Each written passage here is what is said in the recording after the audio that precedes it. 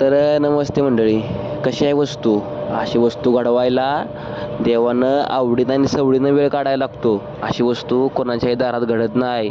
यासाठी नाद जातीचा आणि रक्तातला हवा लागतो. कशी वस्तू आहे? नुसतं पुढनं पक्षी जरी उडला तरी त्यालाच काय कळना, कावराबावरा व्हायला लागलाय बैल. नाद एकच, बैलगाडा शर्यत. प्रत्येकानं आपल्या घरी न सिमेंट देता